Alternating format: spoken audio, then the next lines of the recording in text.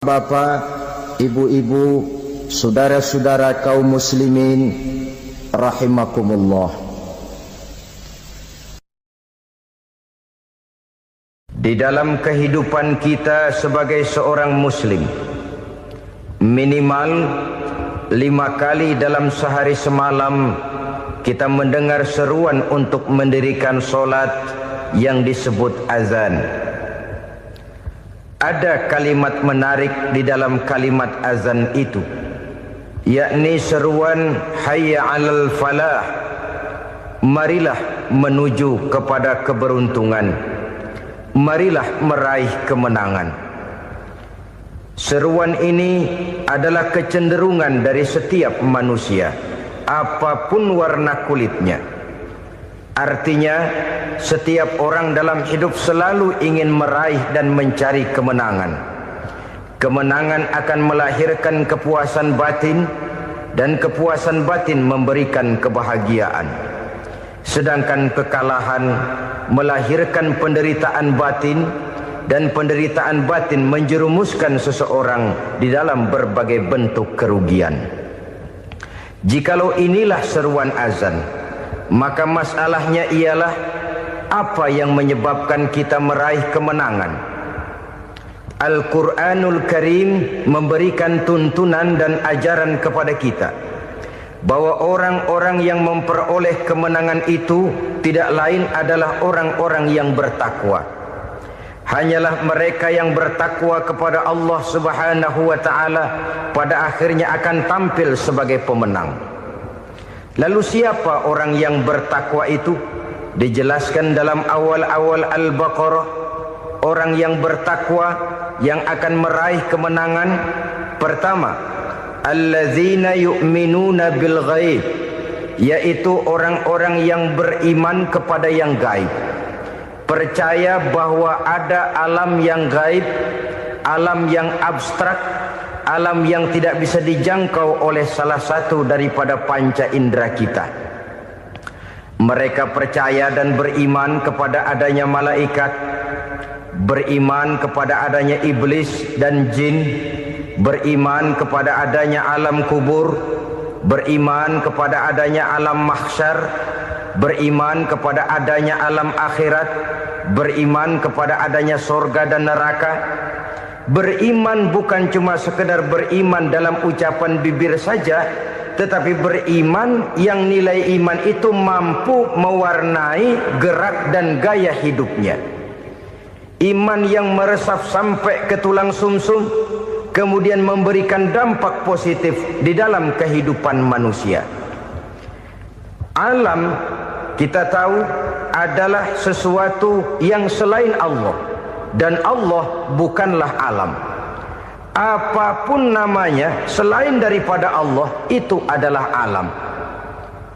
Alam pada hakikatnya terbagi menjadi dua.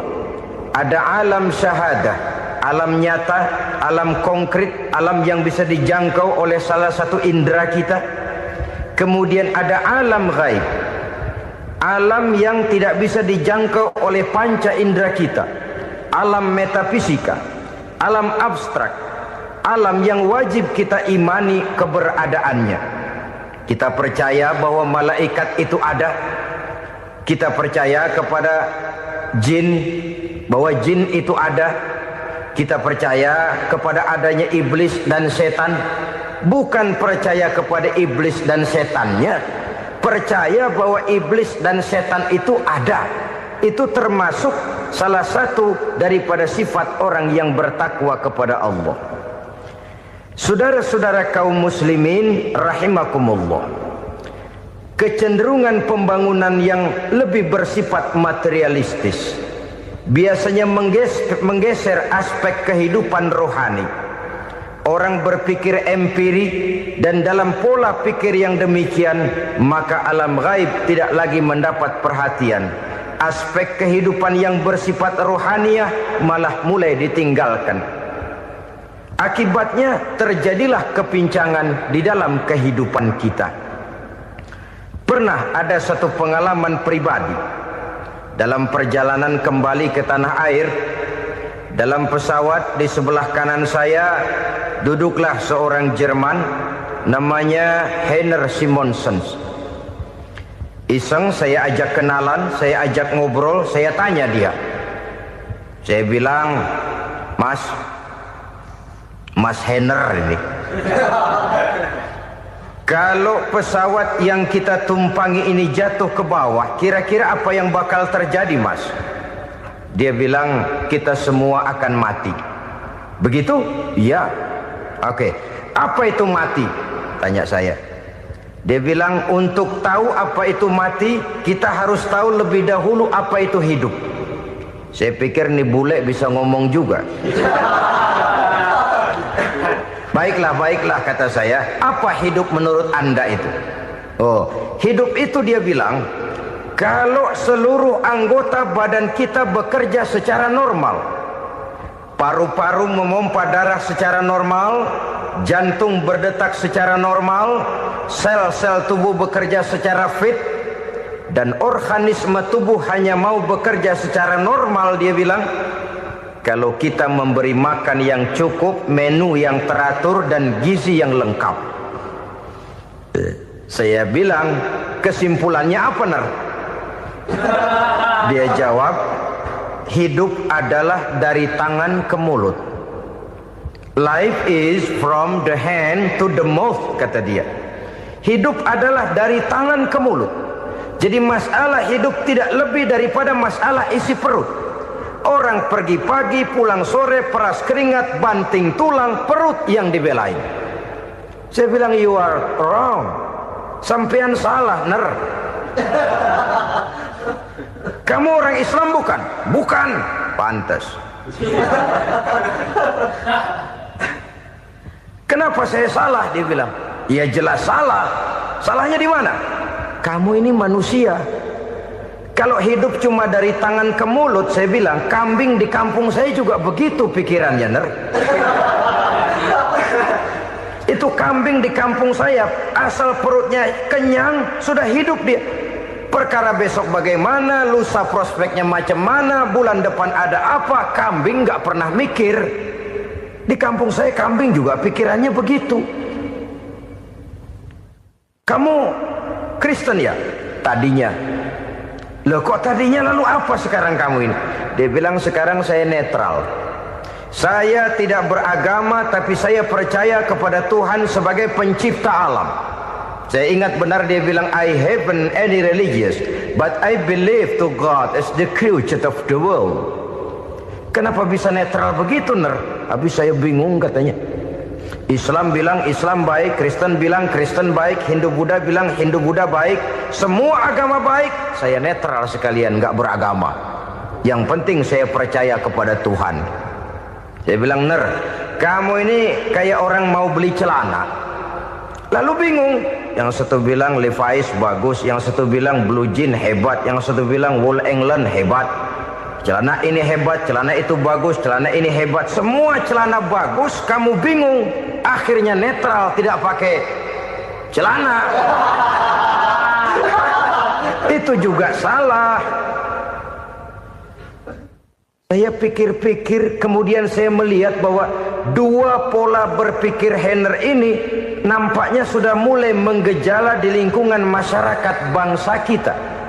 Disadari atau tidak, secara jujur kita harus berkata, dua pola pemikiran Heiner ini mulai berkembang di tengah masyarakat bangsa kita. Pertama, pola pikir materialisme. Hidup adalah dari tangan ke mulut. Masalah hidup tidak lebih masalah isi perut. Itu yang perlu dibela, dan disitulah arti kehidupan. Pergi pagi, pulang sore, peras keringat, banting tulang untuk mempertahankan perut. Kalau sudah kemari cara orang berpikir, maka buat apa percaya kepada yang gaib? Untuk apa sholat? Untuk apa puasa? Untuk apa zakat? Untuk apa menghadiri majelis taklim? Tanpa kepercayaan kepada yang gaib, hidup berjalan menurut alur empiris dan materialis. Kalau sudah ke sana cara orang berpikir, biasanya orang lalu cenderung menghalalkan segala cara. Hanyalah orang yang percaya bahwa akhirat ada.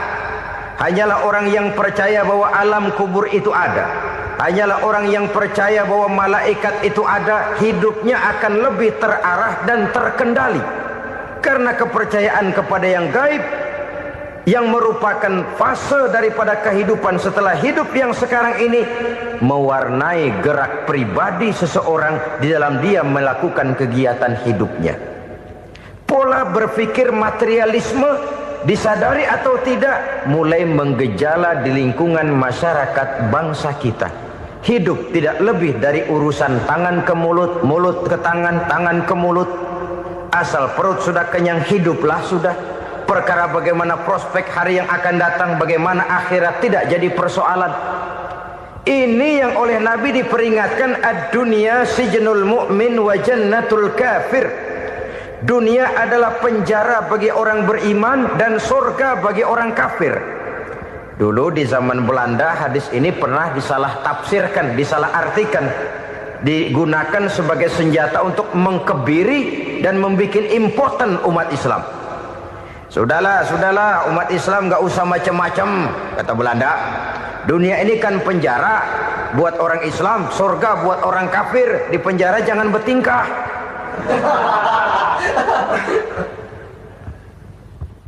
Pengertiannya tidak begitu. Dunia adalah penjara bagi orang mukmin. Artinya dalam kehidupan dunia seorang mukmin tidak bebas memperturutkan hawa nafsunya. Di penjara hawa nafsunya. Sebaliknya surga bagi orang-orang kafir. Buat orang kafir surgalah dunia ini. Mereka bebas memperturutkan hawa nafsunya. Dilarang tidak terlarang, dicegah pun tidak tercegah. Mereka hidup menurut alur bisikan nafsu mereka sendiri. Kemudian bila ajal datang, maut merenggut nyawa, selesailah surganya sampai di situ. Maka bagi orang-orang yang tidak percaya kepada adanya akhirat, kepada adanya alam gaib, surganya sebatas umurnya. Sekali lagi, surganya sebatas umurnya. Bila umur selesai, ajal pun datang merenggut nyawa, selesailah sudah surganya sampai di situ. Alangkah pendeknya perjalanan orang-orang yang tidak percaya kepada alam gaib ini. Bagi kita mukmin, jikalau kita mampu memenjarakan hawa nafsu, kita bisa bahagia di dunia ini. Dan Islam memang tidak menyuruh kita sengsara di dunia. Raih dunia, kejar dunia, gapai dunia sebagai alat untuk mencapai kebahagiaan di akhirat nanti. Hidup adalah satu perjalanan panjang yang terbentang sejak kita terlahir dari alam rahim sampai kepada alam akhirat nanti. Andai kata kita gagal meraih kebahagiaan di dunia, toh kita masih punya akhirat. Tapi jangan jadi dalil yang melemahkan semangat. Biarin dah kita di dunia kebelangsak, yang penting akhirat. Akhirnya dunia benar-benar kebelangsak. Bagaimana dunia ini bisa kita raih, dan bagaimana meraih dunia untuk menunjang kepentingan akhirat nanti. Yang kedua, dari pikiran Heiner yang saya lihat menggejala di lingkungan masyarakat bangsa kita, timbulnya manusia-manusia netral. Seolah-olah Tuhan yes, agama no. Sama Tuhan percaya, agama ogah. Tuhan ngangguk, giliran agama godeng. Padahal hampir dalam setiap ayat dalam Quran, kata-kata amanu biasanya bergandeng dengan wa amilus sholihat. Iman dan amal soleh. Ini sebagai isyarat Tuhan dan agama jangan pernah dipisah-pisah. Apabila kita bertuhan, maka kita harus beragama. Apabila kita beragama, maka agama itu harus bersumberkan dari Tuhan yang kita imani itu.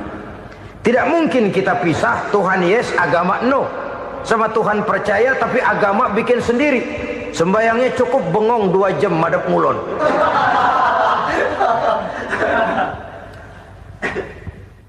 Saudara-saudara kaum muslimin rahimakumullah. Jadi dengan demikian, agama yang kita akui merupakan unsur mutlak di dalam pembangunan sekarang ini, merupakan bagian dari kehidupan yang menuntun kita bahwa di balik alam nyata ini, di balik alam syahadah ini ada alam gaib. Dan mudabbir, murabbi yang mengatur, yang menguasai, yang memelihara, baik dia alam nyata, baik dia alam gaib, tidak lain adalah Allah Subhanahu wa ta'ala. Di sana ada satu super power, satu maha kekuatan yang kita perlu bersandar kepadanya. Sebagai makhluk nyata yang hidup di alam nyata, berbuatlah secara nyata sebagaimana harusnya kita berbuat. Karena Islam jelas bukan agamanya orang pemalas. Islam jelas bukan agamanya orang yang mengajarkan setelah selesai sholat boleh duduk, nggelenggem ayam-ayam, ndelohom, menghitung bintang di langit sambil menunggu keajaiban. Tidak. Islam adalah agama yang mengajarkan apabila sholat sudah selesai kamu kerjakan, bertebaranlah di permukaan bumi, cari karunia Tuhanmu. Jangan hidup berpangku tangan menunggu keajaiban. Karena hidup bukan undian. Jangan berharap untung besar tanpa mau peras keringat. Tapi di sebalik itu toh kita juga harus yakin bahwa di sisi usaha nyata yang kita lakukan ada satu super power, satu maha kekuatan gaib yang menentukan berhasil dan tidaknya usaha kita. Kepercayaan kepada hal semacam inilah yang mendorong kita untuk mempunyai sandaran vertikal, agar jikalau usaha ini berhasil, kita tidak lupa diri dan lupa daratan. Jikalau usaha ini gagal, kita tidak putus asa dan buruk sangka, tidak cupik pandangan dan sempit hati, tapi mampu melihat persoalan dengan kacamata putih sambil husnuzon kepada Allah Subhanahu wa ta'ala. Kita percaya malaikat itu ada. Ada yang namanya Raqib dan Atid, mengawasi gerak hidup kita sampai kepada gerak hati kita. Ini memberikan sugesti agar kita berhati-hati. Tidak sejengkal tanah pun kita bisa berlindung dari pengawasan Raqib dan Atid. Ada Munkar Nakir yang akan menyoal kita di alam kubur. Ada malaikat Malik, penjaga neraka. Ada malaikat Ridwan yang menjaga surga. Kita percaya kepada adanya jin, kita percaya kepada adanya setan, iblis. Percaya kepada adanya, bukan mempercayai si setan, si iblis lalu menjadikannya sebagai teman. Tidak. Percaya bahwa mereka itu ada dan merupakan makhluk Allah yang gaib, yang diciptakan Allah Azza wa Jalla. Kepercayaan kepada alam gaib memberikan motivasi terhadap gerak lahir manusia, sehingga dengan motivasi kepercayaan kepada yang gaib, gerak lahir jadi lebih terarah, jadi lebih terpelihara. Pernah seseorang bertanya, "Pak, apakah adanya akhirat bisa dibuktikan secara ilmiah?" Saya bilang tidak bisa, tidak bisa. Kenapa? Karena yang berangkat nggak pernah pulang kembali lagi. Kalau dia pulang kemari bisa kita tanya bagaimana enak di sono. Cuma secara moral saya katakan, lebih beruntung orang yang percaya kepada akhirat daripada yang tidak. Sekarang saudara percaya akhirat ada, lalu saudara baik-baik di dunia, sholat, puasa, zakat, menolong orang lain, menebarkan kebajikan. Saudara mati, andai kata akhirat tidak ada, toh dalam hidup saudara sudah berbuat baik. Paling tidak nama saudara akan dikenang sebagai orang baik. Sebaliknya, saudara percaya, kata saya, bahwa akhirat tidak ada, lalu hidup semau-maunya, tenggelam dalam maksiat dan munkarat, menentang Allah, tidak mau ruku dan sujud. Lalu saudara mati, kemudian akhirat ada, ayo mau apa? Bekal tidak punya. Jadi secara moral lebih beruntung orang yang percaya kepada adanya akhirat daripada yang tidak percaya. Dan itu alam gaib yang tidak bisa dibuktikan secara eksat. Jangankan untuk membuktikan seperti itu, dalam kehidupan sehari-hari saja yang kita rasakan tidak selalu berbentuk toh. Angin, bagaimana sih bentuknya angin? Kita tidak tahu. Merah, buktinya kalau dikerok merah. Yang merah itu kulit, yang kulit kita bukan anginnya. Sakit, rasa sakit itu ada, tapi bagaimana bentuk sakit? Kita nggak pernah tahu. Kalau kita makan cabai pedas, bagaimana bentuk pedas itu tidak ada, tapi rasa ada. Bentuk pedas hijau, cabainya bukan pedasnya. Tidak semua yang kita rasakan bisa kita gambarkan dalam bentuk yang konkret. Oleh karena itu, sekali lagi bahwa kepercayaan kepada alam yang gaib mampu memberikan satu sugesti yang menata kehidupan seseorang lebih lurus, lebih terarah, dan lebih terkendali. Maka wajar kalau kepercayaan kepada yang gaib mengantarkan seseorang untuk meraih kemenangan. Kenapa? Dia percaya kepada yang gaib, bahwa akhirat ada, bahwa alam kubur ada, bahwa pertanggungan jawab itu ada. Maka dia lalu tidak hidup saenae udele dewe, itu loh. Tidak hidup menurut seleranya sendiri, terarah, teratur. Ini cirinya yang pertama. Orang bertakwa yang akan meraih kemenangan, mereka beriman, mereka percaya kepada yang gaib. Bahkan hal-hal konkret saja selalu berangkat dari yang gaib. Saudara-saudara, para remaja, para pemuda sekarang ini tidak pernah tahu toh siapa yang akan jadi teman hidup saudara. Kita bisa saja ngerancang, mentargetkan, tapi toh akhirnya yang namanya jodoh bukan kekuasaan kita. Rezeki di luar kemampuan kita. Begitu juga ajal. Maut, jodoh, ajal adalah contoh-contoh konkret bahwa pada akhirnya yang gaiblah yang menentukan. Bertahun-tahun ngelancong, emang jodoh seret, nggak jadi.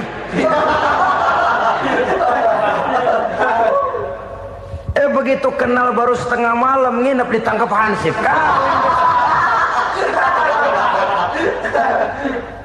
Hal-hal semacam itu kadang-kadang kita berpikir suuzon, gilet, perempuannya cakep banget, lakinya rebek amat. Memang begitulah jodohnya. Memang begitulah jodohnya. Saudara hadirin ma'asyiral muslimin yang saya hormati, jadi hal-hal yang konkret saja kita yakini sepenuhnya ditentukan oleh satu superpower yang gaib itu tadi. Dari sanalah segala ketentuan itu berangkat dan kesanalah segalanya akan kembali. Maka kepercayaan kepada yang gaib meluruskan gerak hidup seseorang dan itu akan mengantarkan dia kepada meraih kemenangan. Satu. Yang kedua, wa yuqimuna shalah. Orang bertakwa yang akan meraih kemenangan itu adalah orang-orang yang mendirikan sholat. Kenapa sholat mengantarkan orang untuk meraih kemenangan? Yang jelas, inna sholata tanha anil fahsya'i wal munkar. Sholat mampu mencegah manusia dari perbuatan keji dan munkar. Banyak filsafat hidup yang terkandung di dalam sholat ini. Sejak kita wudhu sampai kita menghadap ke arah kiblat, sampai kita melakukan gerak-gerak sholat, bacaan-bacaan yang ada di dalam sholat, lalu sampai kepada mengucapkan salam. Banyak filsafat hidup yang terkandung di dalam sholat. Umpamanya saja, setelah takbiratul ihram mulai kita dengan sholat dalam posisi berdiri, diajarkan dalam kitab-kitab fikih agar kita melihat ke arah tempat sujud. Ini kan filsafat kehidupan. Kalau kamu sholat dalam posisi berdiri, lihat tempat sujud. Jangan sholat mata jelalatan, sebab nanti bisa mengurangi kekhusyuan. Jadi wajar kalau yang dikatakan bahwa yang paling afdol adalah shaf yang di depan. Kenapa? Secara harfiah pengertiannya akan lebih mengundang kekhusyuan. Kenapa? Kalau kita di shaf paling depan di masjid umpamanya paling banter kita lihat tembok. Tapi kalau kita shaf di tengah atau di belakang, orang-orang di depan kita pun akan kelihatan. Yang bajunya loreng, yang bajunya genggang, yang bajunya macam-macam. Kita lihat, kadang-kadang kita pikirin, ada yang bajunya bolong. Kita sholat tapi dalam hati, nih orang bajunya robek ya nggak tahu apa. Ada saja hal-hal yang mengusik kekhusyuan kita. Oleh sebab itu diajarkan dalam posisi berdiri, lihat, arahkan pandangan matamu kepada tempat sujud. Ini kan filsafat kehidupan. Maksudnya apa? Kalau lagi diri lihat dong tempat sujud. Kalau udah di atas ingat dong sama yang bawah. Kalau sudah tinggi ingat dong dari mana kamu berangkat. Kalau sudah berkuasa bantu dong yang lemah. Kalau sudah kaya santuni dong yang miskin. Kalau sudah alim bimbing dong yang awam. Ini filsafat kehidupan. Dalam posisi berdiri kau lihat tempat sujud. Ini akan melahirkan kepekaan sosial di mana seseorang mau tahu kepada orang lainnya. Bagaimanapun kaya kita, tinggi pangkat dan jabatan kita, jikalau hidup hanya untuk kepentingan perut sendiri saja, rasanya belum membawa manfaat di dalam kehidupan kita. Tapi efek yang tertinggi sesungguhnya, solat mencegah manusia dari perbuatan keji dan munkar. Perbuatan keji dan munkar walaupun kelihatannya mendatangkan uang, membawa keuntungan, tapi itu keuntungan semu, keuntungan sementara. Dengan menipu orang lain kita bisa dapat untung, tapi tidak membawa berkah. Dan itu adalah kerugian besar dalam kehidupan kita. Maka untuk meraih kemenangan harus dimulai dengan membentuk kepribadian yang tegar, memiliki sandaran vertikal yang langsung kepada Allah Subhanahu wa ta'ala. Dan itu hanya bisa kita tempuh melalui jalur ibadah formal yang sudah ditentukan Allah, yakni solat yang 5 waktu. Untuk memperkuat itu ada solat-solat sunnah, rawatib, nawafil sebagai terminal-terminal kontrol cadangan untuk memelihara stabilitas temperatur batin di dalam kita berhubungan dengan zat yang maha gaib, yaitu Allah Subhanahu wa ta'ala. Orang sering bertanya, Pak, itu tetangga saya nggak sholat, duitnya nggak habis-habis, Pak. Nggak sholat tapi mobilnya tambah terus. Nggak sholat tapi usahanya makin maju. Tapi di sisi lain ada orang yang rajin sholat, rezekinya butak bener. Anaknya mana kurus, mana korengan. Saudara hadirin ma'asyiral muslimin rahimakumullah. Harus saya katakan bahwa solat memang bukan untuk cari duit. Solat adalah sandaran vertikal kita kepada Allah. Sedangkan soal rezeki itu berkaitan dengan sifat Allah maha pengasih dan maha penyayang. Allah maha pengasih, siapapun dikasih kalau mau usaha. Allah maha penyayang, tidak semua orang disayang oleh Allah Azza wa Jalla. Dan belum tentu banyak harta itu merupakan nikmat. Mungkin juga istidraj. Artinya istidraj itu dikasih tapi diambulin, kalau bahasa Betawinya itu. Dikasih tapi diambulin, itu bukan merupakan nikmat sesungguhnya, lebih merupakan azab dari Allah Subhanahu wa ta'ala.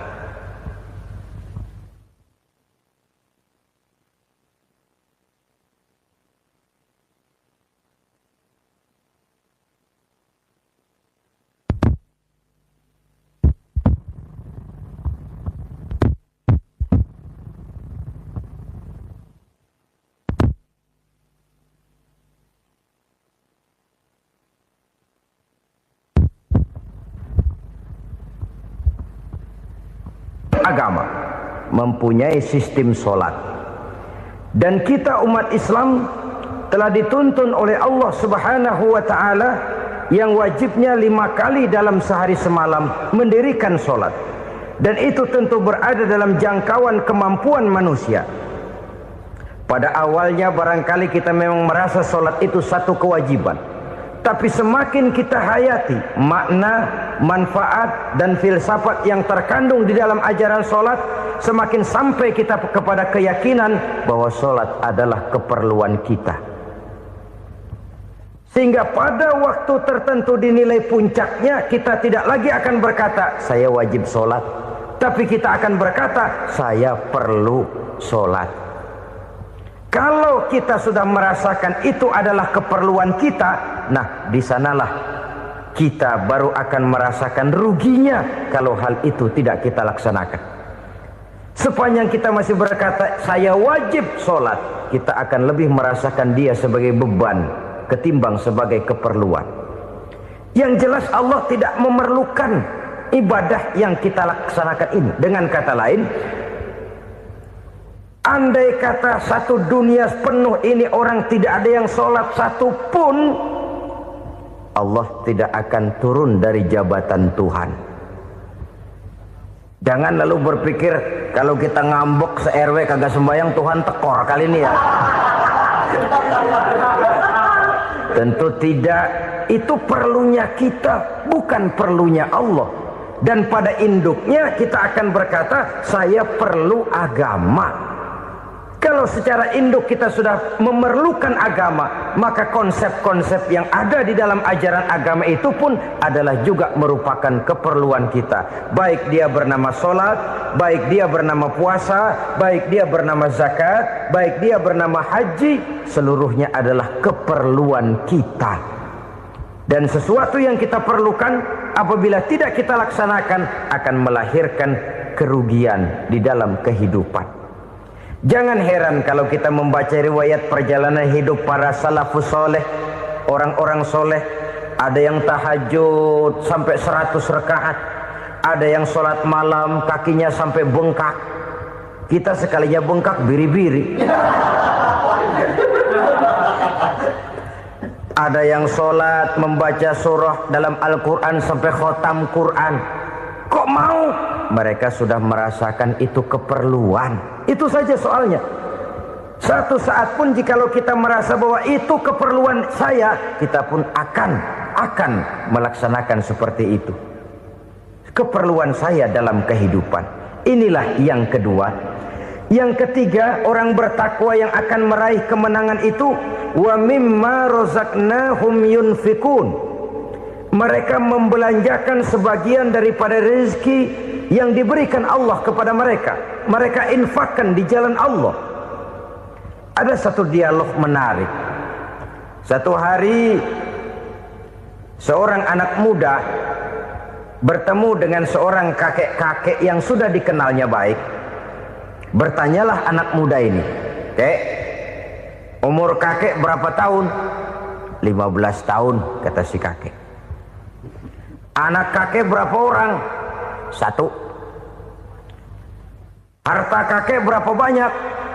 15 juta. Si anak muda ini bengong. Lalu protes, "Kok kakek bohongin saya?" "Kenapa?" "Saya tahu umur kakek 70 tahun. Kenapa ngaku 15? Saya tahu anak kakek 5. Kenapa bilang 1? Saya tahu kakek miliuner, miliaran uang kakek. Kenapa ngaku cuma 15 juta? Begini, kata si kakek tadi. Benar, umur saya 70 tahun. Tapi dari umur yang 70 tahun itu baru 15 tahun terakhir ini saya merasakan ibadah kepada Allah. Meninggalkan maksiat, jauh dari segala macam munkarat. Maka yang 15 tahun inilah yang benar-benar saya rasakan sebagai umur saya. Benar anak saya 5, tapi yang 4 susah diatur. Cuman 1 rasanya nih yang bakal jadi si buah hati belahan jantung pelanjut cerita penerus sejarah. Cuma 1 ini yang saya harapkan, yang akan jadi anak soleh, yang akan membuat saya menerima pensiunan pahala. Kalau yang 4 apek dah, nggak ada harapan. Yang 1 nyekek botol melulu. Oh begitu, iya. Lalu kenapa kakek bilang harta kakek cuma 15 juta padahal saya tahu kakek uangnya miliaran, depositonya banyak? Ya karena 15 juta itulah yang saya ingat yang pernah saya belanjakan di jalan Allah. Saya merasa itulah harta saya yang sebenarnya. Yang miliaran yang saya simpan di bank kelak, kalau satu saat saya mati akan jadi rebutan di antara anak-anak saya. Iya kalau anak saya soleh kayak yang 1 ini. Kalau yang 4 tadi udah tulen dia bakal berantem dah berebut tuh. Jadi 15 juta yang saya belanjakan di jalan Allah inilah yang saya merasakan benar-benar harta saya yang sesungguhnya. Dialog ini patut menjadi bahan renungan kita bersama. Diberikan kita umur 40, 50, 60, 70, 80. Berapa tahun dari umur yang diberikan itu yang jalan mulus, yang kita gunakan untuk melaksanakan ibadah? Banyak harta kita simpan di bank, di lemari, di dompet, di tas. Tapi berapa yang sudah kita depositokan di jalan Allah yang akan menemani kita di hari kita kembali nanti? Maka orang bertakwa yang akan meraih kemenangan, wa mimma razaqnahum yunfikun, mereka membelanjakan sebagian dari rezeki yang diberikan Allah di jalan Allah Subhanahu wa ta'ala. Ma'asyiral muslimin rahimakumullah. Zahirnya memang kita memberikan kepada orang lain, tapi hakikatnya kita menyimpan untuk diri kita sendiri. Kita memberikan kepada yatim piatu 25.000. Zahirnya kita memberikan si yatim, hakikatnya kan kita cuma nyimpan. Saya berikan, titip kepadamu, ini untuk saya di akhirat. Kau boleh belikan baju, kau boleh belikan untukmu makan, kau boleh bayarkan sekolahmu. Ini untuk saya. Hakikatnya kita nyumbang masjid 1 juta, zahirnya kita berikan kepada panitia masjid, tapi hakikatnya kan cuma titip 1 juta ya, untuk saya di alam kubur nanti. Silakan kau boleh belikan semen, ini uang, belikan besi, belikan pasir. Saya cuma sekedar titip untuk kepentingan saya. Hakikatnya kita cuma sekedar menitip. Sebagaimanapun pada hakikatnya, apapun yang kita miliki dalam kehidupan kan cuma sekedar hak guna pakai, bukan hak milik mutlak. Harta kita, rumah kita, kendaraan kita, kebun kita, pabrik kita, hak guna pakai saja. Hak milik mutlak cuma untuk Allah Subhanahu wa ta'ala. Saudara-saudara kaum muslimin rahimakumullah. Ini yang ketiga. Kemudian yang keempat, orang-orang bertakwa yang akan meraih kemenangan, allazina yu'minuna bima unzila ilaika, mereka yang beriman, mereka yang percaya kepada apa yang telah diturunkan kepadamu Muhammad, ay Al-Quran, yakni Al-Quranul Karim. Setelah percaya kepada yang gaib, mendirikan solat, kemudian menginfakkan sebagian dari rezeki yang diberikan Allah, mereka juga lalu percaya kepada yang diturunkan terhadap Nabi, yaitu tidak lain Al-Quranul Karim. Sekali lagi di sini, percaya bukan hanya sekedar percaya saja, tetapi percaya lalu menjadikan Al-Quran itu sebagai pedoman hidup. Sebab memang Al-Quran itu adalah GBHM, garis-garis besar haluan muslim. Apa yang harus kita lakukan, apa yang harus tidak kita lakukan, bagaimana mestinya kita bertingkah laku dan berbuat, seluruhnya tercantum di dalam Al-Quranul Karim. Itu sebabnya ketika satu hari Aisyah ditanya bagaimana akhlak Rasul, beliau menjawab, kana Rasulullah sallallahu alaihi wasallam khuluquhul Quran. Akhlak daripada Rasulullah tidak lain adalah Al-Quran. Jawaban simpel ini memberikan gambaran bahwa keseluruhan daripada konsepsi Quran sudah diterjemahkan dalam kehidupan Rasulullah sallallahu alaihi wasallam. Karena kita tahu akhlak adalah keseluruhan dari gerak hidup manusia. Sejak ia berpribadi, berumah tangga, bertetangga, bermasyarakat, sampai kepada berbangsa dan bernegara, Al-Quran tetap memberikan sentuhan nilainya. Oleh karenanya, orang-orang yang bertakwa adalah orang-orang yang menjadikan Al-Quran sebagai pedoman dalam kehidupannya. Dan kita yakini Al-Quran diturunkan kepada Nabi Muhammad, bukan merupakan produk Nabi Muhammad. Isi dan redaksinya langsung dari Allah Subhanahu wa ta'ala. Kemudian cirinya yang kelima, orang bertakwa yang akan meraih kemenangan itu, wa ma unzila min qablika. Tidak hanya sekedar percaya kepada yang diturunkan terhadap Nabi Muhammad, yaitu Al-Quran, mereka juga percaya kepada apa yang pernah diturunkan kepada para nabi, kepada para rasul sebelum Nabi Muhammad. Percaya kepada adanya suhuf, percaya kepada adanya Taurat, percaya kepada adanya Injil, percaya bahwa Allah dahulunya sudah menurunkan Taurat kepada Musa, percaya bahwa Allah sudah menurunkan Injil kepada Isa, percaya Injil ada, Taurat ada, diturunkan Allah untuk Isa dan Musa, tetapi tidak wajib mengamalkannya karena kita sudah diberikan Al-Quranul Karim. Ini yang perlu saya garis bawahi. Kita percaya Allah telah menurunkan Injil dahulu kepada Isa. Kita percaya bahwa Allah telah menurunkan Taurat dahulunya kepada Nabi Musa.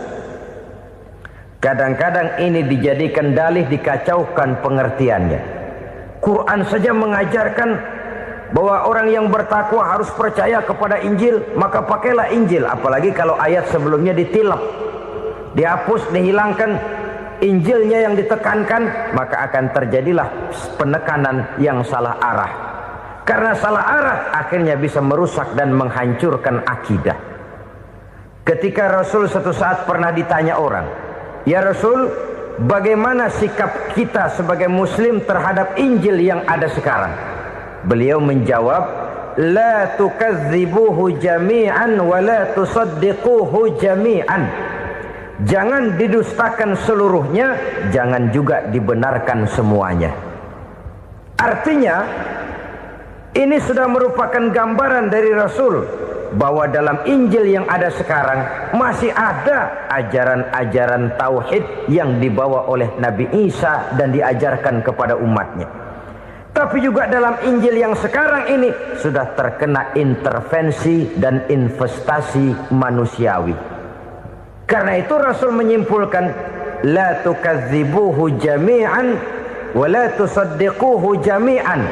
Jangan didustakan semua, jangan dibenarkan seluruhnya. Kita memang percaya Allah telah menurunkan Injil kepada Nabi Isa dulu, tapi kita tidak wajib mengamalkan Injil. Kita percaya Allah telah menurunkan Taurat kepada Nabi Musa, tapi kita tidak wajib mengamalkan kitab ajaran Taurat. Yang wajib kita percayai dan kita amalkan hanyalah Al-Quranul Karim. Kenapa? Oleh karena baik yang ada di dalam Taurat, baik yang ada di dalam Injil, tentu tercakup di dalam Al-Quran sebagai kitab terakhir yang diturunkan oleh Allah Subhanahu wa Ta'ala. Dan itu wajar. Kalau seorang pejabat mau mengeluarkan satu keputusan baru, tentu dia harus meninjau keputusan-keputusan lama. Andai kata dianggap tidak berlaku, dianggap tidak relevan lagi, maka keputusan-keputusan lama itu tentu sudah dianggap tidak berlaku. Sebagian daripada aturan-aturan dalam keputusan lama yang masih dianggap relevan tercantum dalam keputusan baru yang wajib diamalkan. Begitulah hubungannya antara Al-Quran, Taurat, Zabur, dan Injil. 4 kitab samawi yang diturunkan Allah masing-masing kepada Zabur untuk Nabi Daud, Taurat untuk Nabi Musa, dan Injil untuk Nabi Isa alaihi wassalatu wassalam. Ketiga-tiga kitab itu kita percayai adanya. Kita yakini Allah telah menurunkan Zabur, Taurat, dan Injil. Tapi kita tidak wajib mengamalkannya. Yang wajib kita mengamalkannya sekarang ini tidak lain hanyalah Al-Quranul Karim saja. Karena ia mencakup apa yang ada di dalam Zabur, apa yang ada di dalam Taurat, dan apa yang ada di dalam Injil. Keotentikannya bisa dipertanggungjawabkan. Ya, tapi kan Nabi Muhammad sudah mati 14 abad yang lalu, dan di zaman beliau Al-Quran kan belum dikodifikasikan, belum ditulis. Bagaimana keotentikannya bisa dipertanggungjawabkan? Mudah saja. Allah berjanji, inna nahnu nazzalna dzikra wa inna lahu lahafizun. Kami yang menurunkan Al-Quran dan kami yang akan menjaga dan memeliharanya. Allah turunkan Quran, Allah menjaganya. Bagaimana cara Allah menjaga Al-Quran itu? Banyaknya orang-orang yang hafaz Al-Quran. Hafaz Al-Quran 30 juz, 114 surah, 6.666 ayat. Sehingga jangankan satu kata, Jangankan satu ayat, satu kalimat saja berubah, sudah akan timbul reaksi dan mudah dimengerti. Kenapa? Banyak orang-orang yang hafaz Al-Quran. Sedangkan pada setiap akhir tahun biasanya malaikat Jibril selalu mengadakan checking terhadap ayat-ayat yang diturunkan pada waktu itu. Di zaman Nabi sendiri sudah ada usaha kodifikasi. Dan yang lebih luar biasa lagi, sampai hari ini tidak seorang pun mampu membuat satu ayat saja semacam Al-Quran. Ke bahasa manapun dia diterjemahkan, naskah aslinya tetap ikut, rujukan dasarnya tetap ada. Berdasarkan itu, maka tidak mungkin terjadi penyelewengan terhadap atau pemalsuan terhadap ayat-ayat Al-Quranul Karim. Kesuciannya, keotentikannya, kemurniannya bisa dipertanggungjawabkan. Ma'asyiral muslimin rahimakumullah. Oleh karenanya, konsepsi dasar daripada ajaran Islam ini memang tidak lain adalah Al-Quran dan Sunnah. Isi daripada agama Islam yang merupakan iman, Islam dan ihsan, konsepsi dasarnya tidak lain adalah Al-Quran dan Sunnah Rasulullah Sallallahu Alaihi Wasallam. Maka yang kita perlukan sekarang ini adalah terjemahan Al-Quran di dalam kehidupan kita. Dengan demikian, maka gaya kehidupan yang lebih Qurani itulah yang kita dambakan. Kita perlu memang terjemahan Quran dalam bahasa Inggris, dalam bahasa Belanda, dalam bahasa Jepang, tapi yang lebih kita perlukan adalah terjemahan Quran di dalam kehidupan kita. Konsekuen, tidak memanipulasi, ringan sama kita jinjing, berat sama kita pikul. Jangan kalau lempengan ayat Quran tuh kira-kira enak diamalin, keras teriakan kita. Giliran kira-kira ayat Quran itu mukul kepala kita sendiri, diam kita. Itu ciri yang pernah disindir Allah dalam awal-awal Baqarah juga. Ciri beragamanya orang yang munafik. Kullama adha'a lahum masyawfih, kata Allah. Wa iza azlama alaihim qamu. Apabila terang mereka jalan, apabila gelap mereka berhenti. Artinya, kalau kira-kira di Islam nguntungin, rame-rame pada teriak Islam. Tapi ketika diminta untuk berjuang, ketika dituntut untuk berkorban, rame-rame mengundurkan diri. Nasib agama tidak ubahnya seperti daun pisang yang dikait orang di tepi jalan lantaran tak berpayung di ketika hari hujan. Manakala hujan usailah sudah, daun itu pun dicampakkan di tepi jalan, diinjak pula orang nan lalu. Artinya, orang menjadikan agama cuma sebagai lipstick, decoration only, tidak konsekuen. Hanya pada saat-saat kelihatannya Islam membawa keuntungan, rame-rame orang teriak-teriak tentang Islam. Tapi jikalau diminta berjuang, jikalau dituntut untuk berkorban, biasanya rame-rame juga mengundurkan diri. Jangan heran kalau mayoritas hitungan kita, tapi minoritas peranan kita. Kuantitas kita dalam jumlah, tapi dalam kualitas kita lebih sering jadi penonton daripada jadi pemain. Padahal itu sangat tidak boleh terjadi. Umat Islam di Indonesia harus bangkit. Umat Islam di Indonesia harus sadar akan keberadaannya. Tidak boleh hanya jadi penonton berpangku tangan. Karena memang agama kita juga mengajarkan untuk konsekuen di dalam menjabarkan ajaran-ajaran daripada agama kita. Kita sering jatuh menjadi umat yang lemah oleh karena kita ini tidak pandai menggalang kebersamaan yang diakibatkan tidak konsekuennya kita. Diistilahkan bahwa umat Islam di dalam menggalang kebersamaannya itu harus seperti orang main sepak bola.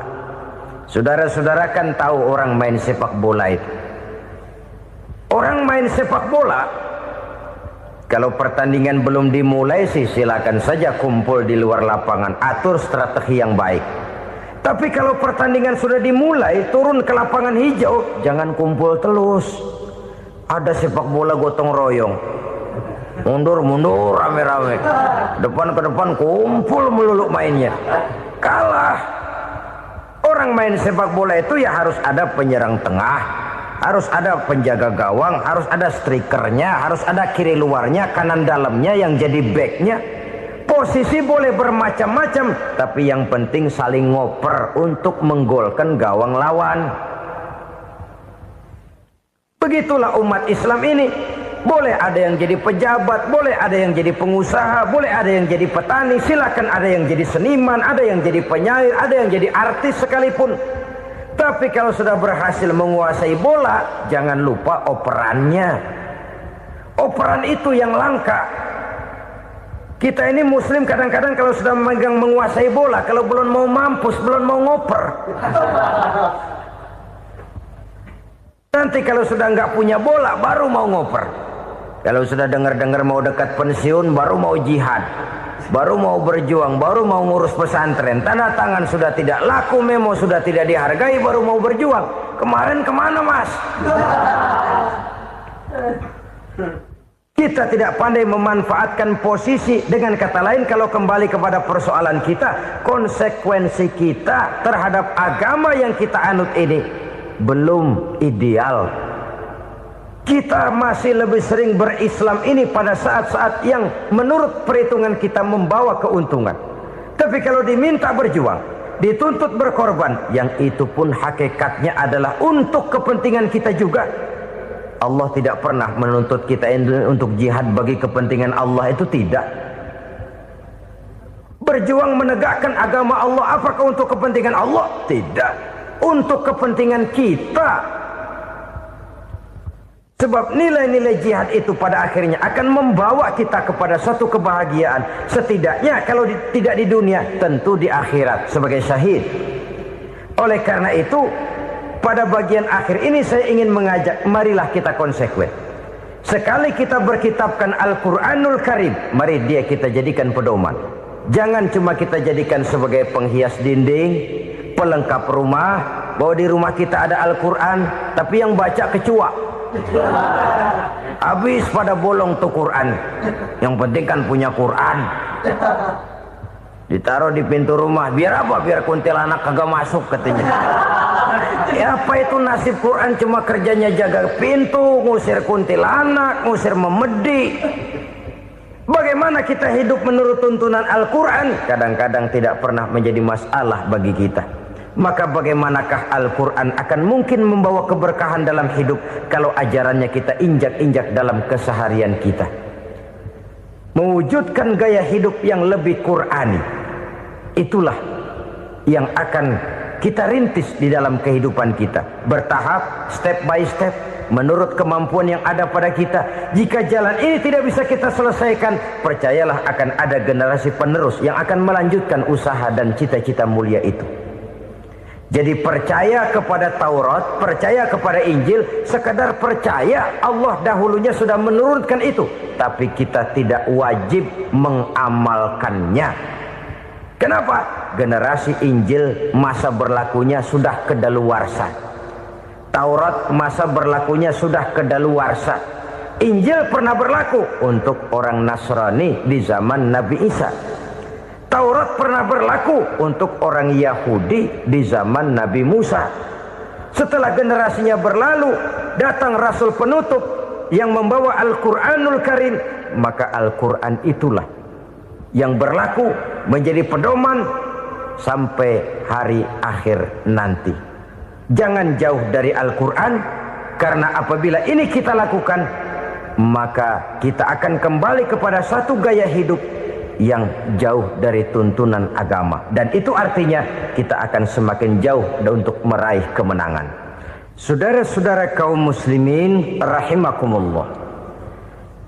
Yang keenam, yang terakhir, orang-orang bertakwa yang akan meraih kemenangan itu wabil akhirati hum yuqinun. Mereka percaya, mereka yakin seyakin-yakinnya akan adanya hari akhir, di mana seseorang akan mempertanggungjawabkan seluruh perbuatannya di dalam hidup ini. Dan tidak ada satu perbuatan yang bagaimana kecilnya sekalipun yang tersembunyi dalam pandangan manusia yang tidak akan dibukakan persoalannya di mahkamah Qadi Rabbul Jalil di akhirat nanti. Itulah sebabnya maka percaya kepada akhirat disebut secara khusus. Padahal di awal tadi sudah dijelaskan yu'minuna bil ghaib, percaya kepada alam gaib, dan alam gaib ini termasuk akhirat. Kenapa pada bagian akhir disebut lagi akhirat? Karena ternyata bahwa kepercayaan kepada adanya akhirat merupakan induk dari kepercayaan terhadap adanya malaikat, setan, jin dan lain sebagainya, dan akan lebih memberikan sugesti dalam kehidupan manusia untuk meluruskan gerak hidupnya. Jikalau satu saat tergerak hati akan berbuat kejahatan, ingin mencuri, sadarlah, awas ada akhirat. Sebab kalau kita cuma teriak awas ada polisi, itu cuma tertunda sementara, begitu polisi meleng embat. Kalau kita ingin berbuat jahat cuma berteriak awas ada hansip, cuma sementara ketika hansip itu ada. Tapi kalau ceritanya awas ada akhirat, mau menyeleweng awas ada akhirat, mau berjudi awas ada akhirat, mau mencuri awas ada akhirat. Keyakinan yang akan meluruskan gerak hidup manusia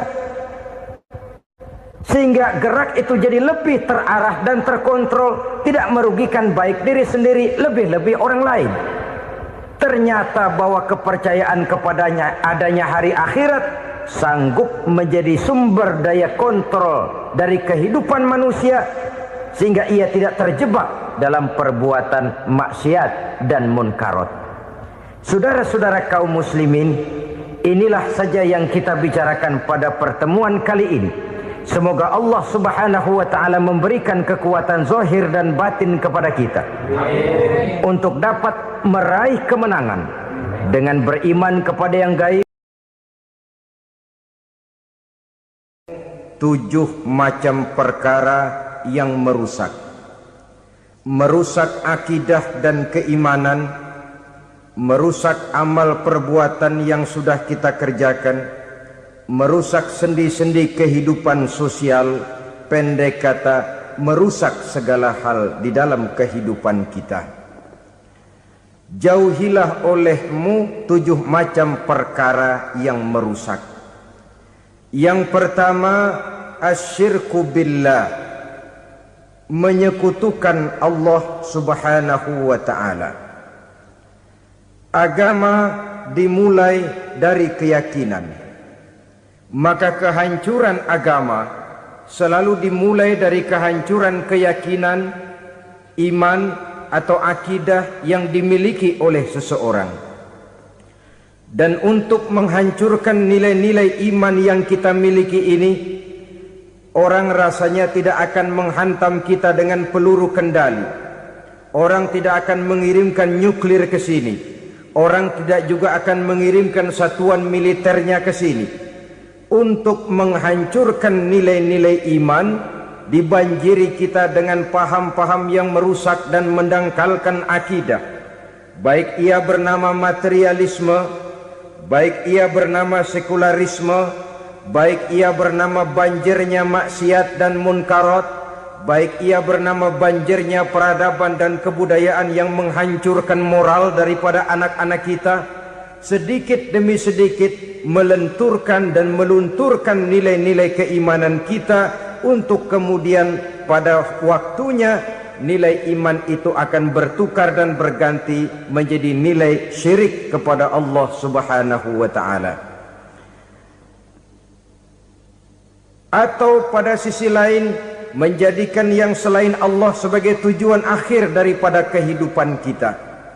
Sedangkan kita sama-sama maklum bahwa di dalam pandangan agama Islam, dosa yang tidak berampun, dosa yang terbesar, termasuk dalam kategori bapak moyangnya dosa, tidak lain adalah syirik, yakni menyekutukan Allah subhanahu wa ta'ala. Pola penghancuran iman ini memang berstrategi.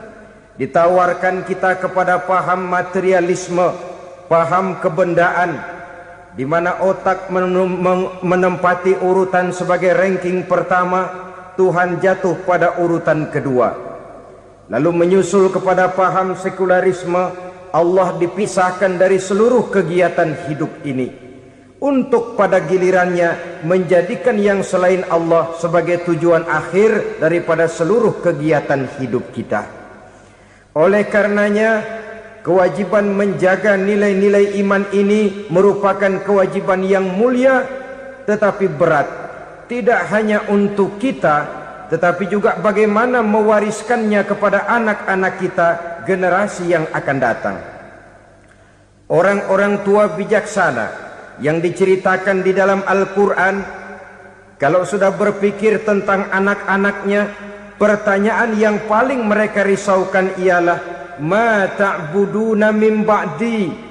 Anakku, kalau pada satu saat aku, ayahmu sudah tidak ada lagi di dunia ini, meninggalkan kamu semua, ma ta'buduna min ba'di, apa yang akan kamu sembah nak? Jikalau sekarang ayahmu masih mau ke masjid, masih mau melakukan rukuk dan sujud, masih beribadah menyembah Allah Subhanahu wa ta'ala, kalau orang tuamu sudah tidak ada, ma ta'buduna min ba'di, masihkah engkau mau datang ke masjid? Masihkah engkau mau rukuk dan sujud? Masihkah engkau mau menyembah Allah Subhanahu wa ta'ala? Pertanyaan ini yang dipikirkan oleh Nabi Yakub kepada putra-putranya. Pertanyaan ini yang diteruskan oleh Nabi Ibrahim kepada anak-anaknya. Pertanyaan ini yang diwariskan oleh generasi ulama'us salafus saleh kepada para generasi berikutnya. Bagaimana kita generasi sekarang? Kita orang-orang tua sekarang bukan berfikir ma ta'buduna min ba'di, malah yang kita fikirkan ma ta'kuluna min ba'di. Kalau bapak tidak ada nanti kamu makan apa nak? Perkara kamu nyembah apa, urusan nomor 18. Yang penting kamu nanti hidup bisa makan nak. Maka kita sibuk mewariskan harta kepada anak-anak kita. Kita sibuk mewariskan kebun dan tanah kepada anak-anak kita. Kita sibuk mewariskan pabrik kepada anak-anak kita, sementara kita lupa mewariskan intan yang paling mahal, mewariskan mutiara yang paling berharga, yaitu nilai iman kepada Allah Subhanahu wa ta'ala. Alangkah baiknya apabila warisan harta, warisan tanah dan kebun, warisan rumah dan pabrik didasari lebih dahulu dengan mewariskan nilai iman kepada Allah Subhanahu wa ta'ala. Sebagai orang-orang tua, kita boleh bersedih kalau anak kita tidak mengerti komputer. Kita boleh bersedih kalau anak kita tidak mengerti matematika. Kita boleh bersedih kalau anak kita tidak mengerti bahasa Inggris. Tapi sewajarnya lebih bersedihlah kita orang tua jikalau mempunyai anak yang tidak kenal Allah sebagai Tuhannya, yang kemudian tidak mau rukuk dan sujud kepada Allah Tuhannya. Itulah kemalangan yang paling malang bila kita meninggalkan generasi yang tidak bertauhid kepada Allah Subhanahu wa ta'ala. Betapapun anak kita tidak ngerti komputer, saudara, paling-paling kerugiannya cuma kerugian dunia. Masuk dia ke alam barzakh, munkar nakir tidak akan sempat tanya kau belajar komputer apa tidak.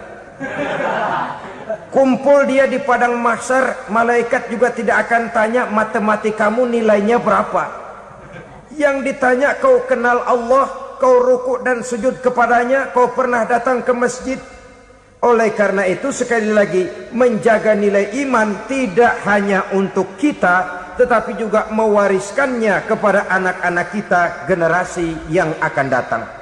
Sungguh kemalangan yang paling besar apabila kita meninggalkan anak-anak kita. Mereka kita tinggalkan lemah ekonominya, itu tidak baik. Mereka kita tinggalkan lemah otaknya, itu pun akan membuat mereka tertinggal oleh yang lain. Tapi yang paling celaka, jikalau kita tinggalkan mereka dalam kondisi lemah imannya, rapuh akidahnya, tidak baik dan tidak betul keyakinan hidupnya.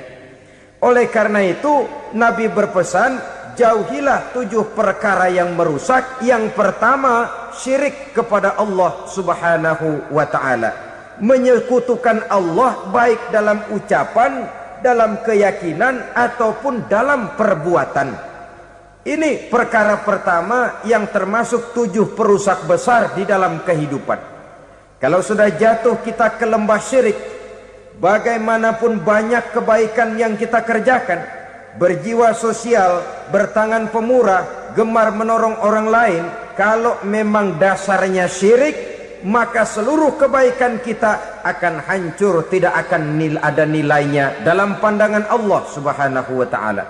Dalam pandangan manusia mungkin kita dicatat sebagai orang sosial, gemar menolong orang lain, tidak berpangku tangan melihat orang yang mendapat kesulitan, tapi oleh karena dasarnya syirik, dasarnya tidak mentauhidkan Allah, maka seluruh nilai kebaikan yang kita kerjakan tidak akan ada nilainya dalam pandangan Allah Subhanahu wa taala. Maka jagalah iman kita jangan sampai dihinggapi penyakit syirik yang bagaimana kecilnya sekalipun. Sekali lagi, baik syirik dalam bentuk ucapan, syirik dalam bentuk keyakinan, sampai kepada syirik dalam bentuk perbuatan, kita berhindar kepada sifat-sifat yang sedemikian itu. Karena apa?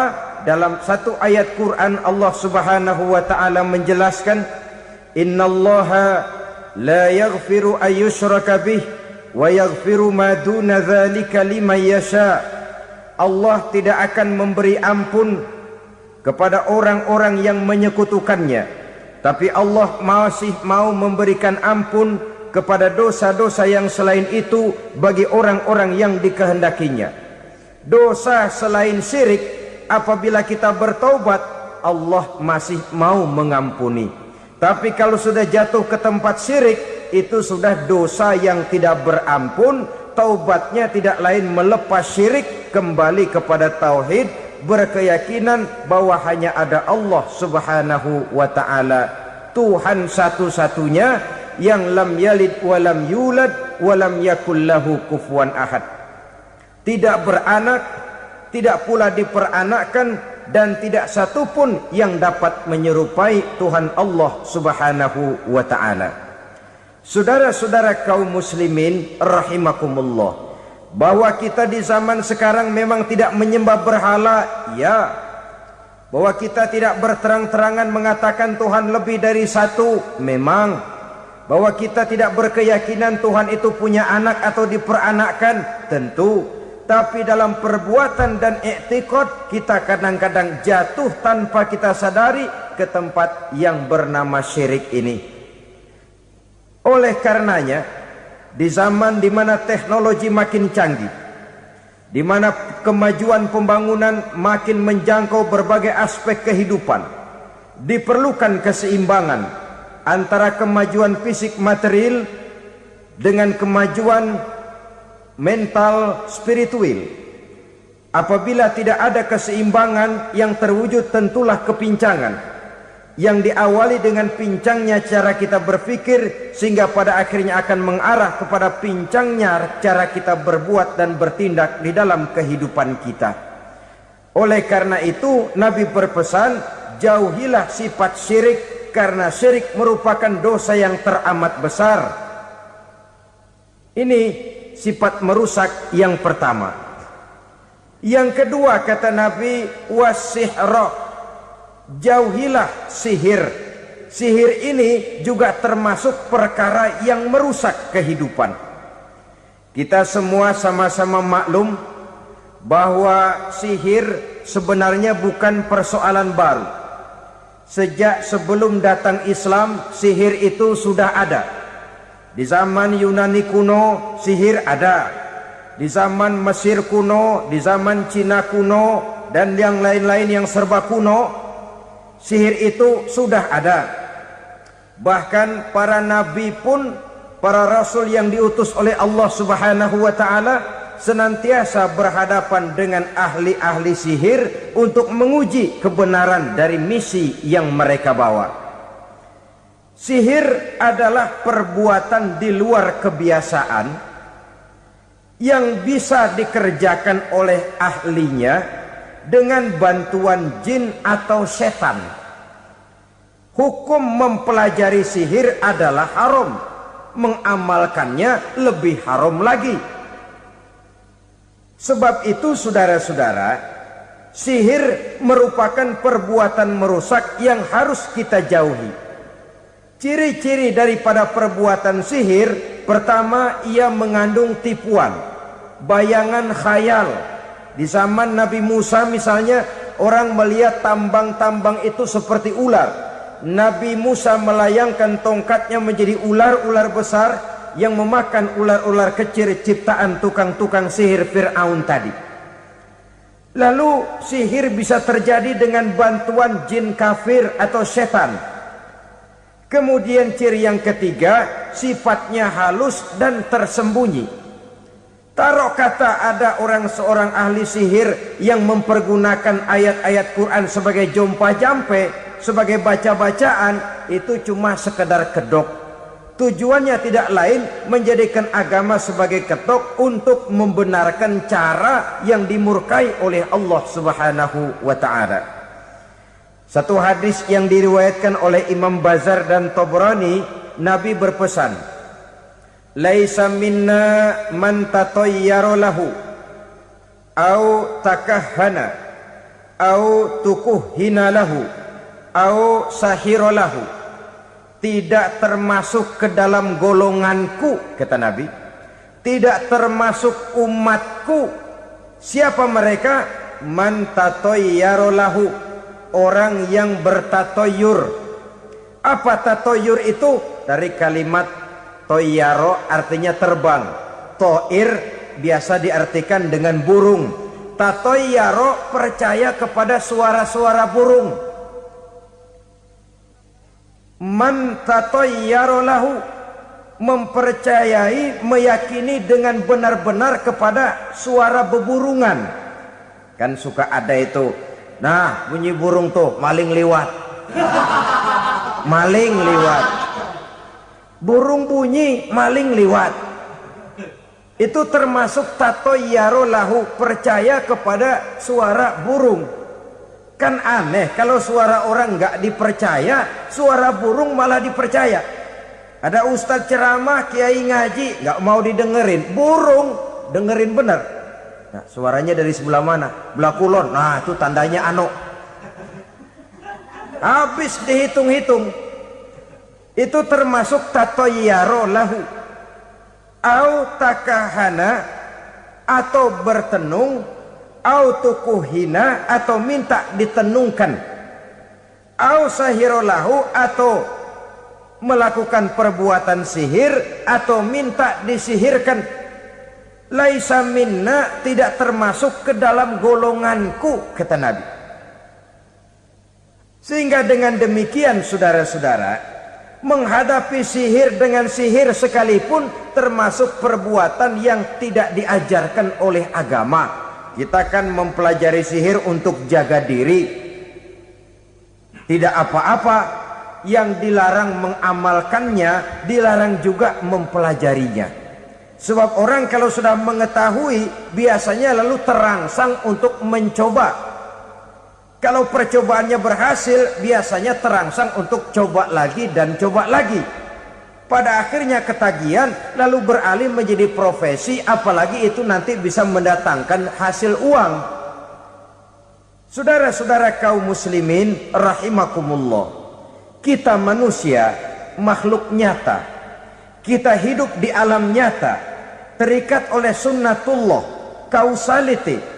Oleh karenanya bagi kita keyakinan yang penuh, keikhlasan di dalam bertuhankan Allah, penyerahan diri sepenuhnya hanya kepadanya, itu sudah merupakan obat penangkal yang sangat ampuh agar kita tidak terkena penyakit-penyakit yang dibuat oleh setan dan para pembantunya.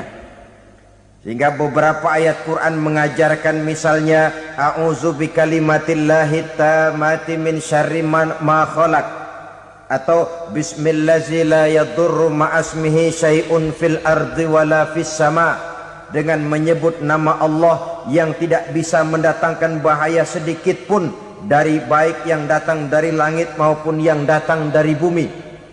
Jiwa yang kosong dari keyakinan yang penuh kepada Allah, jiwa yang penuh was-was dan ragu-ragu, itu yang mudah terserang oleh penyakit-penyakit yang dikerjakan oleh para tukang-tukang sihir, yaitu oleh setan dan seluruh para pembantunya. Kemudian hadis kedua yang diriwayatkan oleh Imam Ibnu Hibban, Nabi bersabda, la yadkhulul jannata mudminu khamrin wala mu'minu bisihrin wala qati'u rahmin. Tidak masuk surga. Ini Nabi yang bilang, tidak masuk surga. Siapa itu? Pertama, mudminu khamrin, orang yang berkekalan dalam mabuk. Selalu mudminun itu sudah menjadi perbuatan rutinnya, tidak kapok-kapoknya, teler seumur hidup. Mudminu khamrin, tidak masuk surga orang yang selalu bermabuk-mabukan. Yang kedua, wala mu'minu bisihrin, orang mukmin tapi main sihir. Ini juga oleh Nabi diperingatkan, tidak akan masuk surga orang mukmin tapi suka main sihir. Wala qati'u rahmin, dan tidak juga orang yang memutuskan silaturahmi. 3 macam manusia yang diperingatkan Nabi tidak akan masuk surga: orang yang selalu mabuk, orang mukmin yang main sihir, dan orang yang memutuskan silaturahmi. Saudara-saudara kaum muslimin rahimakumullah. Lalu orang berkata, kenapa dilarang kita bersihir? Padahal Rasul sendiri kan punya mukjizat. Nah, kita memang harus membedakan antara mukjizat dengan sihir.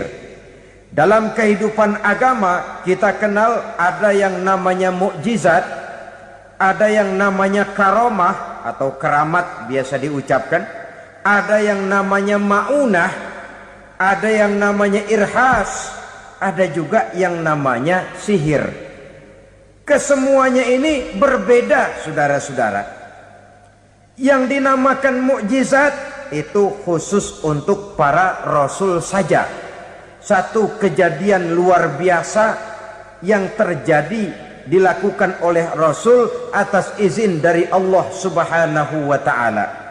Perbedaannya dengan sihir jelas. Sihir dari setan, mukjizat dari Allah. Sihir bisa dipelajari, mukjizat tidak. Sihir umumnya untuk maksud-maksud yang tidak baik, sedangkan mukjizat untuk memperkuat kebenaran yang disampaikan oleh para rasul dan ditentang oleh umatnya. Bahkan kafir Quraisy dahulu menganggap orang-orang ahli sihir itu berada dalam satu posisi yang hina, sehingga mereka mengatakan dan menuduh Nabi Muhammad sebagai tukang sihir. Tuduhan sebagai tukang sihir adalah tuduhan yang sangat aib dan hina. Di tengah masyarakat kufar jahiliyah, kedudukan tukang sihir dipandang sebagai kedudukan yang hina, sehingga mereka mengejek Nabi dengan sebutan tukang sihir. Jadi mukjizat hanya untuk Rasul saja. Kemudian karomah. Karomah ini asal kata dari karomah, kehormatan, kemuliaan yang diberikan Allah kepada hamba-hambanya yang rajin mendekatkan diri kepadanya. Oleh karena ketekunannya melaksanakan ibadah, Allah memberikan keistimewaan kepada orang itu, yang dengan keistimewaannya dia bisa mengerjakan yang tidak bisa dikerjakan oleh orang lain. Karomah hanya bisa dicapai dengan prestasi ibadah. Kalau sihir, mau ibadah apa enggak, asal dia belajar, bersatu dan berteman dengan setan, memenuhi persyaratan-persyaratan setan, biasanya lalu bisa. Sedangkan karomah tidak mungkin terwujud tanpa orang mendekatkan diri sedekat-dekatnya kepada Allah Subhanahu wa ta'ala. Maka kita lihat biasanya orang-orang yang punya ilmu sihir, mukanya rata-rata nggak enak dilihat. Kumuh, jauh dari air wudhu, jauh dari sujud kepada Allah, malah berteman dengan setan, menjadi pelayan-pelayannya setan. Saudara-saudara, adapun maunah, keistimewaan yang diberikan Allah kepada hamba-hambanya yang belum sampai kepada tingkat wali, tapi orang itu lebih banyak kebaikannya daripada kesalahannya. Umpamanya, saudara jalan bertiga di pinggir jalan, saudara ada pada posisi di tengah, lalu bertiga ini ketabrak mobil. Menurut perhitungan saudara mati lebih dahulu, tapi terjadi hal yang aneh, dua teman saudara mati, saudara malah cuma luka dan lecet sedikit saja. Apa itu? Kalau kita lebih banyak kebaikannya daripada kesalahannya, itu yang dinamakan maunah, pertolongan yang diberikan Allah kepada hamba-hambanya yang lebih banyak kebaikannya daripada kesalahannya. Sedangkan yang dinamakan irhas, kejadian luar biasa pada diri seseorang pada waktu dia masih kecil, yang menunjukkan tanda-tanda keistimewaannya. Itu umumnya pada para nabi pada usia kecilnya sudah ada irhas, tanda-tanda istimewa. Jelas baik mukjizat, karomah, maunah maupun irhas berbeda dengan sihir. Sihir ini jelas saja merupakan bantuan dan persekutuan antara manusia dengan setan. Padahal setan, kata Allah dalam Al-Quran, innahu lakum aduwwum mubin, sesungguhnya setan bagi kamu adalah musuh yang sangat jelas. Saudara-saudara kaum muslimin rahimakumullah, di zaman sekarang dalam menghadapi beban kehidupan yang makin pelik, menghadapi stres yang tidak kunjung selesai, menghadapi persoalan-persoalan yang teramat berat, orang sering mencari jalan keluar kepada hal-hal yang menurut pendapatnya bisa meringankan beban moralnya itu. Pergilah dia mencari sesuatu yang dapat meringankan bebannya. Dan tidak jarang yang jatuh ke pangkuan tukang-tukang tenung, ke pangkuan tukang-tukang sihir, yang mereka itu oleh Quran dijelaskan kadzabal munajjimun walau sodaku. Tukang-tukang tenung, tukang-tukang sihir, mereka itu bohong walaupun benar. Maksudnya bohong walaupun benar, artinya kalau yang mereka kerjakan benar, itu sih kebenaran. Benar dengan kebenaran itu lain. Kebenaran, kebetulan bisa, tapi tidak untuk selalu. Apalagi kalau itu sudah membahayakan kehidupan orang lain. Jadi oleh karena itu Nabi berpesan, jauhilah daripada sihir. Kalau sudah jauhilah dari sihir, artinya ya jauhilah daripada mempelajarinya, jauhilah daripada bergaul dengan orang-orang yang ahli di bidang itu, karena dari pergaulan segalanya bisa menular. Baiklah saudara, ini yang kedua. Yang ketiga pesan Nabi, wa qatlan nafsil lati harramallahu illa bil haq, membunuh orang lain dengan cara yang tidak benar, membunuh orang yang diharamkan oleh Allah Subhanahu wa taala untuk melakukannya kecuali dengan alasan yang benar. Kita tahu Islam adalah agama damai, sesuai dengan namanya. Ia tidak dikembangkan dengan pedang dan kekerasan. Ia dikembangkan dengan keteladanan dan tuntunan moral. Oleh karena Islam bukan agama kekerasan, Islam pun tidak mementingkan dan mengajarkan kekerasan kecuali dengan alasan yang benar dan bisa dipertanggungjawabkan. Membunuh dengan sengaja, menghilangkan nyawa orang lain tanpa alasan yang bisa dibenarkan adalah merupakan dosa besar dan satu di antara 7 perkara yang bisa mendatangkan kerusakan dalam kehidupan dan yang hendaknya harus kita jauhi. Saudara-saudara kaum muslimin rahimakumullah, beberapa waktu yang lalu di sebuah kota kecil yang indah bernama New Auckland. Saudara tahu New Auckland? Itu dari Gunung Kidul masih ngidul lagi.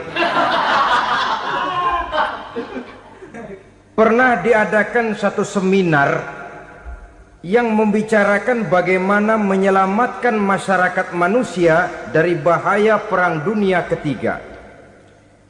Diperkirakan kalau terjadi Perang Dunia Ketiga, manusia tidak akan tersisa. Sebab apa? Pada waktu itu, cadangan nuklir yang dimiliki oleh bersama Amerika dan Rusia konon